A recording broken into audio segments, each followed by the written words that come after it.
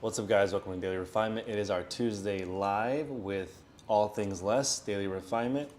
I want to talk about reselling always being more complicated than you think. You always need a backup plan to your backup plan. Everything needs to get done, but not necessarily in the same order.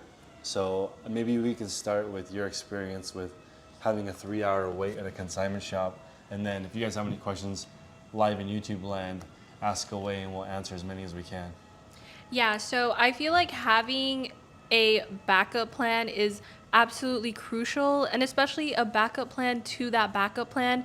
You can have your route that you always go on. For example, I have my route that I always go on, but I went to one of the consignment stores and they told me it was going to be about 3 hours until they finished checking my items, and which right now that was a consignment day. That's my money. It was like, well, what do I do? And so I had a separate bag though, full of my more premium pieces that I was like, I was going to go there after, but I decided, well, I'm just going to have to go the 25-minute drive there. And then when that's done, come the 25-minute back to pick up my items. And yeah, that's not really what you want to do, but I mean, you got to do what you got to do. I wasn't going to just sit there for like 2 hours and wait. Yeah. So sales, hopefully you guys can hear me okay, let me know in the chat. Sales have been slow on all platforms for me, and I think that's just because of the summer. More people are out, more people are on vacation. I have been just sort of cruising because I know it will get busier, so I just have to trust the process. Right now I'm just focusing on sourcing the best possible items I can, selling down what I already have. I think maybe that is the strategy for most people during the summer, just selling what you have and not spending as much, because spending a lot during the summer and not making enough is a recipe for disaster. So it's always good to sell what you can during the summer, maybe a little bit heavier discounts. That's the way that I'm approaching it. And I'm just getting ready for the future, but reselling is not as planned. Everything seems to come up at the same time, whether it be family issues or personal health issues or business issues. They all seem to happen at the same time, like Monday at 4 p.m. You've got to do all that stuff. So it's always important to have a backup.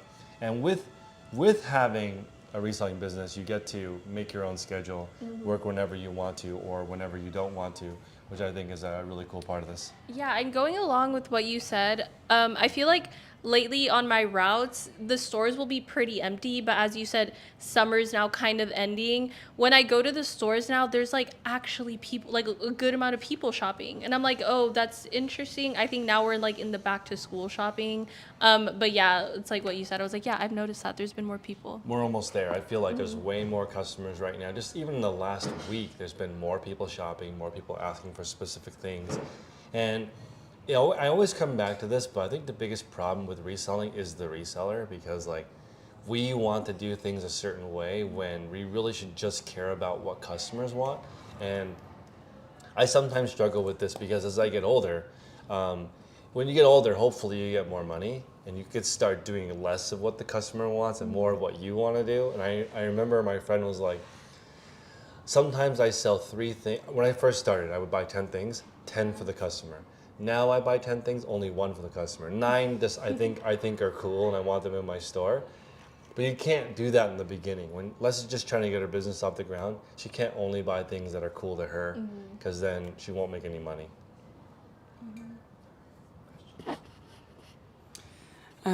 Colby says, I love the idea of consignment shops. I genuinely didn't think about that as a way to bring in some quick cash.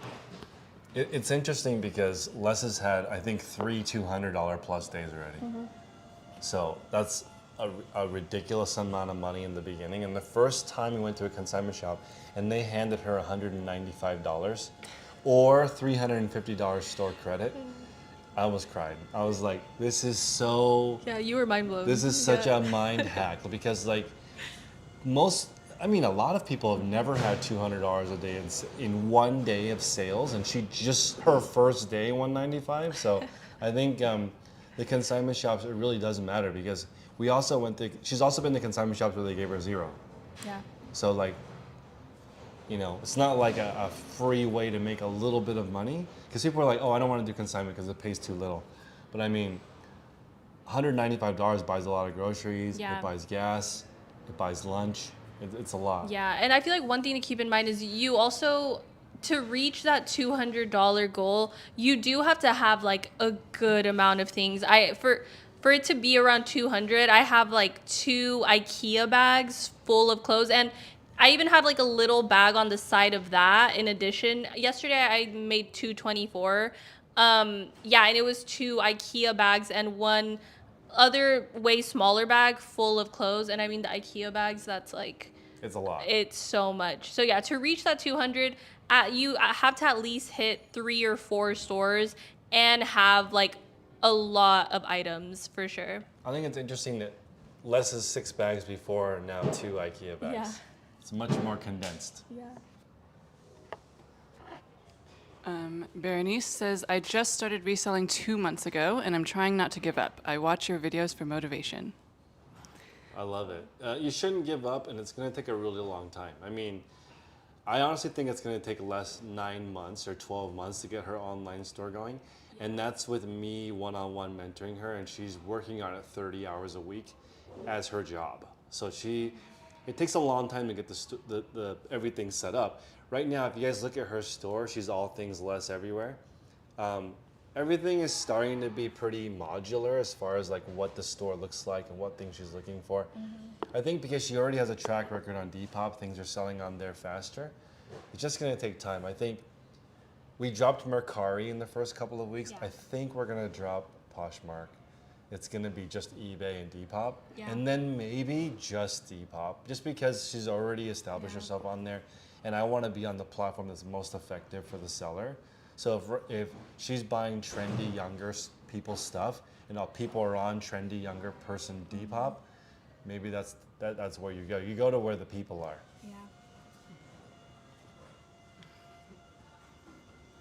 Yeah. Colby, in regards to selling $200 in the consignment that one day, Colby says, that is insane. That's almost unheard of. I had my first $100 eBay day yesterday, and it blew me away. Yeah, I still haven't had one sale on eBay. But yeah, I haven't been super consistent with the postings. We're gonna be very consistent starting today. Last week I posted some things, but She posted a few items last week, Yeah. but starting today, we're gonna do at least one Yeah. a day. So the goal is 10 a day times $20 profit. We're gonna start with 1 a day. Yeah. And you just work your way up from there. It's not rocket science, but it's also not easy. It's gonna take a long time for her to go from 1 to 10. 1 is the lowest. Yeah. And 1 feels kind of weird, the like bust out the listing gloves and list one item. So she's gonna list at least 7 on Tuesday and schedule it out. Because I mean, I wouldn't recommend ever to like get your phone out to list one item. yeah.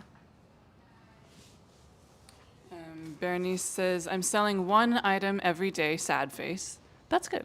1 item every day is good. 1 item per day is the first part of consistent sales, Yeah. so I wouldn't be sad. But they say, I know I have to get more inventory. I'm just trying not to spend too much. And yes, I'm not good with brands, so I'm learning. My best sales are in Mercari.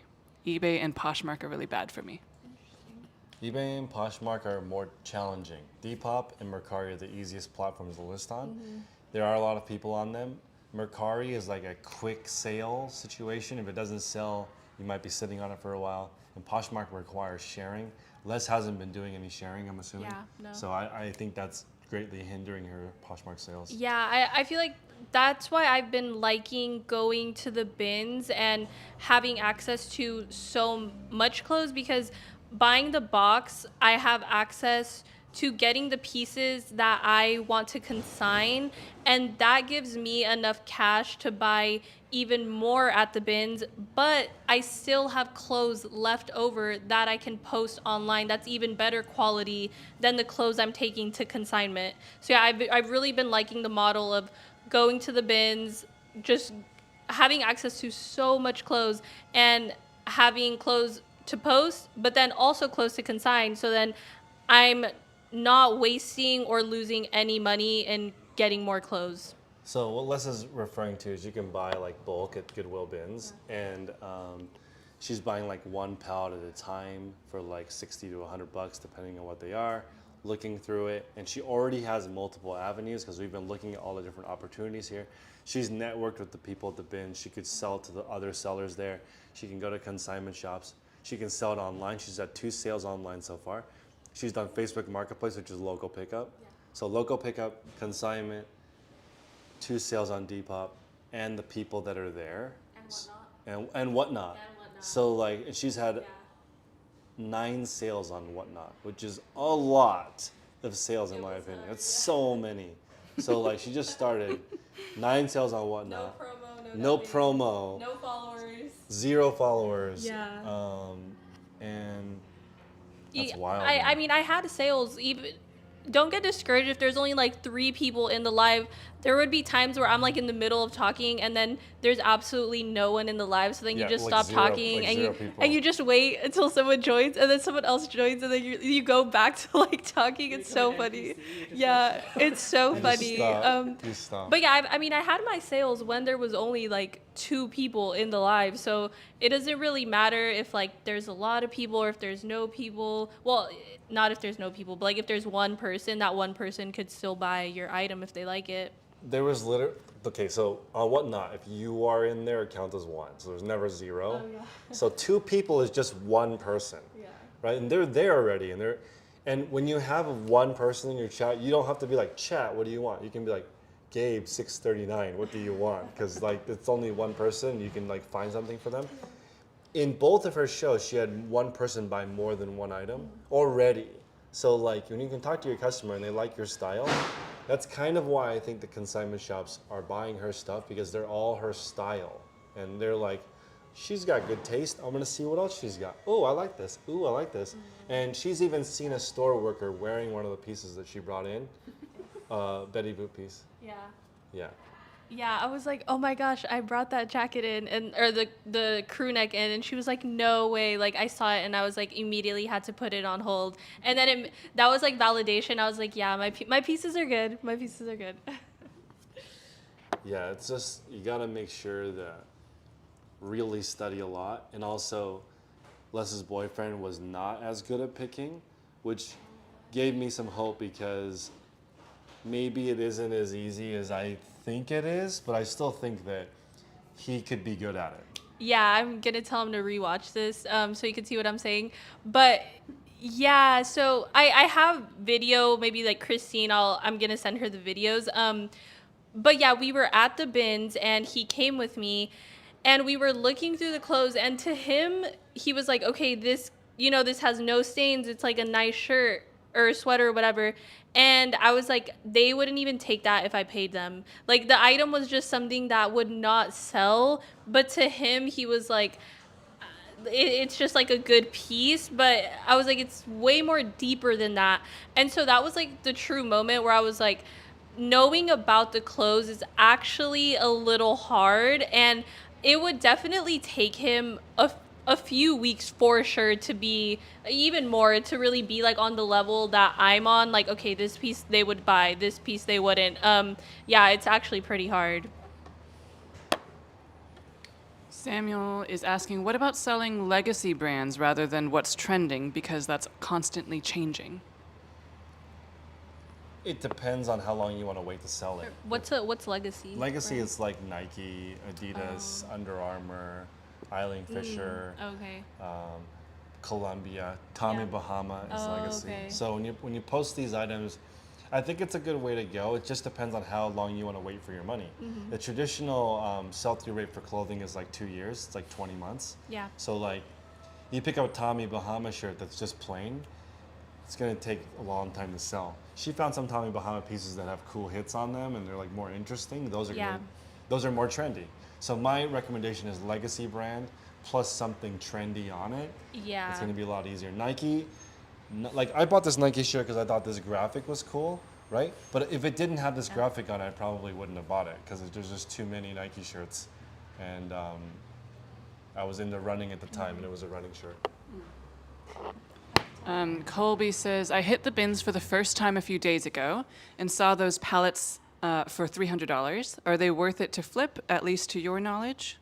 You go first. So the 300. So I don't know which location you're talking about, but maybe talk to the staff members, because the ones at my location for $300, those are the like no stains, all the clothes is in good condition. But the regular boxes are $60. So I don't know if maybe you're looking at a different box, but the usual price is around like $60 to $80 depending on location. But like I said, if it's things like great condition, no stains, they're $300. Is it worth it? I think it depends on how skilled you are as a buyer. Like if you are really skilled and you know all the good brands and you have multiple ways of selling it, and maybe it's a little bit less risky. Paying $300 for a pallet when you're just starting is extremely risky. Yeah, I just feel like I haven't like wanted to get that one because so the clothes, yeah, probably no stains, no like good condition, but you don't know what brands are in there. Like it could be, yeah, like nothing stained, but just like brands that don't even sell well. So I feel like that's why that box specifically for me, I have no interest really in buying, because I'm like, that's way too high. Yeah, I think it's really risky to try to think of, like, let's say call it a $4, $2 to $4 buy cost. You have to pull out 75 to 150 items out of $300, which is like Les's threshold is like 15 items, which is not too difficult. You should be able to find it. And you just got to be able to pull out enough. Like if you buy a storage unit, the storage unit auctions are interesting to me because you might see one thing in it that can pay for the whole thing. Yeah. Usually with the pallet of clothes, there isn't one thing that you can see that's going to make you $40 to $60 profit on top. You got to dig to find it. And I think that it's risky if you don't know any brands to buy. Colby says, I just started on Whatnot as well. I got 4 sales in my first live, and it was awesome. I love the business model of it. I love it. And you do not have to have dollar starts. Dollar starts is one way to get rid of inventory or to get people excited. $1 starts, sudden death are all ways to generate interest. And I think that right now I'm starting to realize that people are pretty bored. So like if your stream is not entertaining, it's going to be harder to keep people to stay. Yeah. Like I put a lot of resources into my shows and most people only stay for 5 minutes. So Yeah. 5 minutes is still a good amount of time, but like that's not easy to keep people. Yeah, I'm about to try the $1 starts like after this. So we'll see how that goes. I think with Netflix, like I'm pretty picky right now. If the show's not amazing, I'm not gonna watch it. Oh, within like the first Yeah. minute. Like within the first minute, if I'm not entertained, I'm changing the show. Yeah. So it's the same with like the Whatnot streams. I'm even looking for key points. Somebody recommended Love Island to me. Oh yes, the new season is You- good. you like yeah, it? I just finished it. So- yeah. I'm like, oh, I just finished it. So I like to start at the beginning. They're like, oh, Love, it's good. So I'm like, okay, I'm gonna start at season 1 if it's good, if it's worth my time. Oh no, there's specific seasons that are better. That's what they say, right? Yeah. So I like to find out for myself and investigate, right? So like first off, like are the people good looking? That's like one part of it. Then it's like, is there some potential? Like I'm not really as much into the drama as I am like, are they gonna work out? I want to know okay. if they're gonna work Yeah. out and if they can put together the pieces of a successful relationship while they're half naked at this mansion on the beach. I'm curious, right? I don't care if the drama when love triangles is not important to me. I want to know if they're gonna make it or not. So like, I find it really interesting. Either they cut it all out during editing, but they never talk about like what is it like to live together. Do you want kids or no kids? Like, what are your finances? They don't talk about anything that I feel like real relationships are about. So I feel like they're doomed. But sometimes somebody will hint at it and I'll be like, okay, that's the good stuff. That's like with reselling, the good stuff is like listing goal, schedule. Like I asked her what her day is like and she wakes up at 7:30 or 8, starts working at 9. She works till like 3 at least. Yeah. Sometimes way later. Yeah. And that's a recipe for it working. Bernie says, I have to try Depop. I'm still waiting for Whatnot to approve me for the live shows. It's already 10 days and I keep checking and Whatnot hasn't responded. You should try to use the link and apply through my link. It'll hopefully push you through faster. You can email me at chris@dailyrefinement.com. I'll send it through. It only took less than 24 hours to get. Yeah, I got approved really quick. I didn't know like the wait was that. I didn't know it was that People long. cannot I was like, get what? in. So, That's yeah. crazy. Did you send a link? Whatnot.com. Oh, whatnot.com/invite/daily refinement is to sign up for the app as a buyer through me. But you can go through, like at dailyrefinement.com, go to /whatnot, and there's a form that you can fill out to be a seller, and it should push you through faster. And I got like $15 in spending credit. You always I get was like, $15 in ooh. spending credit if you do it, but you'll hopefully get a little bump in if you sell your first item as well. Okay, so go to dailyrefinement.com. And there's /whatnot. /whatnot. Yeah, or just dailyrefinement.com, you'll find it. Yeah, on the whatnot tab. And then Taylor's asking, hey, does Les know she is sitting next to a legend? She doesn't know or care. Doesn't matter. Wait, can I have the mic really quick? No, it was actually so funny when Chris went to the bins with me for the first time, and people like recognized him, and I was like, what? Because I mean, like, before like this job, I never was like in the reseller community, like looked at anything to do with reselling, and so yeah, I didn't know you're pretty big, I guess. Only in this tiny. I get recognized at IKEA. That's it. So IKEA, the bins, and the thrift stores. Yeah. Berenice is asking, if I try again, do I have to make a new account? No, I think you just do the same thing, and hopefully it'll just go on the list as recommended by me. The live event is full. It's sold out for this weekend. I might do it again next month. There was a lot of interest. This Saturday, we're going to be doing a live event with 10 people plus less. Christine's going to film it, which is awesome. I'm going to give 3 classes on how things rank, how to source. I think that's probably the most interesting part of coming here, is just listening to how I go about sourcing. I hope that is useful. We're going to go to the flea market in the afternoon. We're going to order Mama's Boy pizza. I'm super jazzed. I'll get a cheese one. So I take the pepperoni. okay, she can take the pepperoni. Yeah.